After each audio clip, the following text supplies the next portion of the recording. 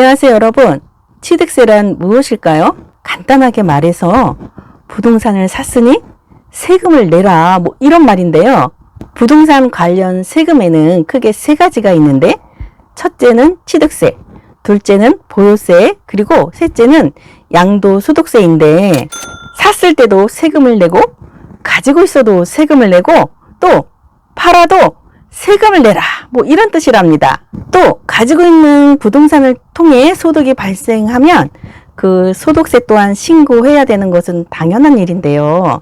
어제 추경호 부총리 겸 기획재정부 장관이 2023년 경제정책 방향을 발표하면서 취득세 중과세 완화 정책을 발표했는데, 현재 조정지역 2주택자에게 적용되던 8% 세율은 1주택자와 동일하게 1에서 3%로 낮추고, 3주택 이상 보유자와 4주택 이상 보유자는 현행 12% 대신 6%를 적용한다, 이렇게 발표가 났는데요. 법률 개정안은 내년 2월로 예상하고 있고, 만약 법이 통과된다면 법 통과 이전에 집을 샀더라도 낮은 취득세율을 적용받을 수 있도록 발표일인 21일로 소급하겠다라는 계획이라고 하네요. 사실 취득세는 박근혜 정부에서 부동산 경기를 살리려고 취득세 영구 인하 정책을 내놓은 것인데, 이때 1주택이건 다주택이건 취득세가 1에서 4%인 시절이 있었답니다. 이는 박근혜 정부 때만 해도 부동산 경기가 좋지 않아서 부동산 경기를 살리려는 목적에서 군부를 떼주던 정책이었는데요. 그때 시행했던 취득세 인하 정책과 또 미국에서 양적 완화라는 이유로 어마어마한 돈을 뿌리면서 저금리 시대가 도래하게 되었고, 유동성 자금이 풀리면서 그 돈이 부동산 시장으로 대거 몰리게 된 것이랍니다. 그러자 문재인 정부에서는 각종 규제 정책을 내놓기에 바빴는데, 부동산 투자를 원천적으로 막기 위해 갭 투자는 나쁜 것이다, 다주택자는 부동산 투기를 조장한다 등등 많은 논란의 이론적 근거들이 쏟아져 나오기 시작했답니다. 취득부터 보유 그리고 매도까지 전 과정에 거쳐서 감당하기 힘든 세금을 부과하기에 이르렀던 문재인 정부 시절에는 주택을 취득했다 하면 어마어마한 세금을 매겨서 주택을 못 사게 하기도 하고, 또 보유하고 있어도 그리고 팔아도 엄청난 세금을 매겨서 차입금의 절반 정도를 세금으로 내야 하는 현상이 발생하기도 하였답니다. 그때 당시 다주택자에게 부과되었던 세금은 2020년도 행안부 보도 자료에 의하면 1주택자는 주택 가액에 따라서 1에서 3% 부과되지만 2주택자는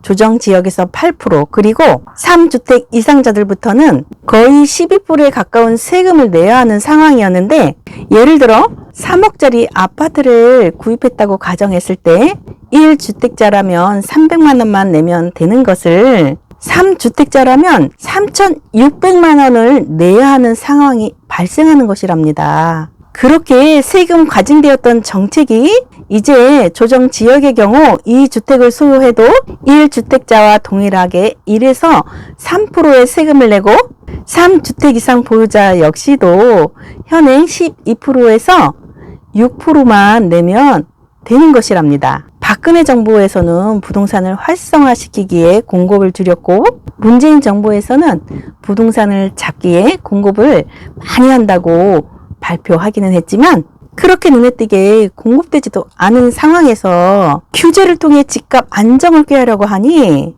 정책이 시장에 먹혀들지가 않았고, 실수요자만 어려움을 겪게 되는 상황이 발생하기도 하였답니다. 취득세 중과가 언뜻 보기에는 다주택자의 부동산 규제 같기는 하지만 간혹은 실수요자들에게 엄청난 불편함과 번거로움을 초래하기도 한 것이, 예를 들어 서울에 아파트가 하나 있는데 연로하신 부모님을 위해서 시골에 작은 농가주택 하나를 사드려도 그것을 소득이 없는 부모님 명의로 돌리기가 어려워서 그냥 두었다가 취득세를 8%를 내야 하는 상황이 발생하기도 하고, 시골에 초라한 농가주택 하나 갖고 있는데 매매가 되지 않아서 팔지도 못하고 그 사실조차도 잊고 있다가 아파트를 어렵게 하나 구매했는데 이 주택자라는 이유로 엄청난 세금을 부과받아 세금 폭탄으로 어려움을 호소하는 부작용도 많이 발생하기도 하였답니다. 이렇게 강한 부동산 규제를 이번 정부에서는 풀어가려고 하는 모양새인데요.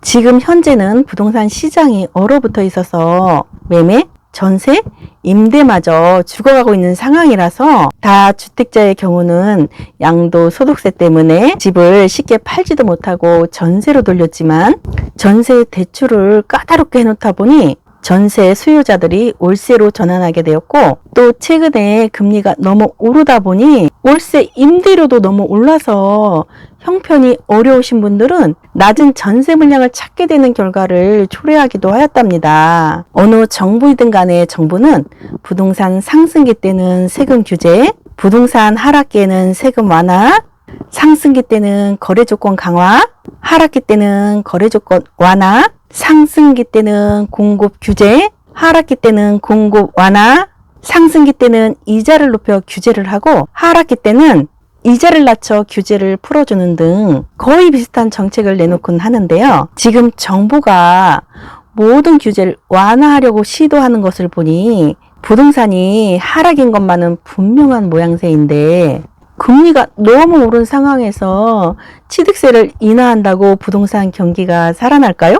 부동산 경기의 상승 하락은 국내 정세만으로 변화되는 것이 아니고 세계 경제 정세와도 많은 영향을 받는 것으로 보여지는데요. 정부의 정책도 중요하지만 부동산은 심리적인 경우가 많아서 심리적 타이밍을 잘 봐야 한다고 생각한답니다. 이러한 기조는 언제나 있었기 때문에 여러분은 심리적 타이밍을 맞춰서 여기저기에서 부동산 값이 너무 올랐다. 지금 안 사면 늦지 않겠냐 하는 뉴스가 막 쏟아져 나올 때 팔아야 하고 또 여기저기서 부동산 값이 급격히 하락하고 있다며 금방 망할 것 같은 뉴스를 막 쏟아낼 때 그때가 사야 할 때라고 저는 생각하는데 여러분 생각은 어떠세요? 부동산 경기의 상승 하락은 경제 전문가들조차도 예상이 빗나가기도 하는 상황이라서 매번 투자는 여러분의 현명한 판단이 중요하다고 생각한답니다.